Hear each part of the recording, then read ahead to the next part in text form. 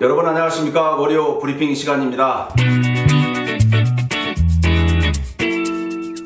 패스트트랙 묘수 나올 것인가, 더불어민주당을 비롯한 4+1 협의체가 멈칫하고 있습니다. 왜 그런가 봤더니 자유한국당이 묘수를 들고 나왔습니다. 4+1 협의체가 기존 안을 수용한다면 비례한국당을 만들겠다는 것이 방안이라고 합니다. 비례한국당이란 연동형 비례대표제 선거법이 통과될 경우 한국당의 비례대표만 공천할 일종의 위성정당이라고 보면 되겠습니다. 범여권이 주장하고 있는 선거법 개정안이 시행되면 이전 선거법 때보다 정당 득표율의 중요성이 높아집니다. 때문에 당 지지율에 비해 지역구 당선자가 많은 한국당은 현재 갖고 있는 비례 의석을 잃을 가능성이 높아 상당히 불리해집니다.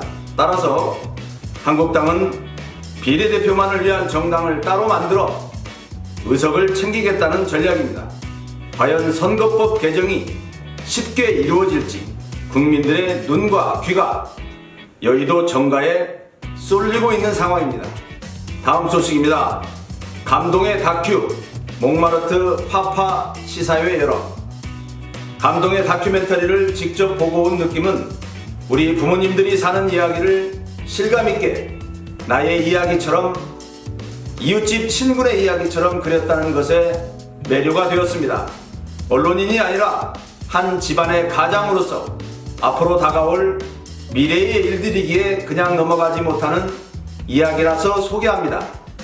우리들의 아빠 엄마의 대화 속에서 한평생 믿고 살아온 남편의 말을 믿지 못하고 같이 살고 계신 엄마, 당신이 그렇게 하면 장을 지지겠다는 엄마, 그러나 그 모습을 사랑하는 아빠, 아들인 감독이 이 광경을 카메라에 담아서 많은 분들에게 보여주고 싶은 마음은 부모님에 대한 효심이 가득 배어 있음을 알 수 있었습니다. 2020년 1월 초에 가족이 함께 웃고 감동을 받을 영화 몽마르트 파파를 국민 여러분에게 선물합니다. 다음 소식입니다. 김성태 의원 딸 부정채용 혐의 무죄 주장. 딸의 KT 부정채용에 개입한 혐의를 받고 있는 자유한국당 김성태 의원이 21일 검찰이 징역 4년을 구형한 것에 대해 정치적 구형이라며 무죄를 확신한다고 주장하였습니다. 김 의원은 이날 자신의 페이스북에 올린 글에서 드루킹 특검에 대한 정치 보복 목적으로 시작된 검찰의 이른바 KT 부정채용 의혹 수사가 시작된 것이라며 이같이 언급했습니다.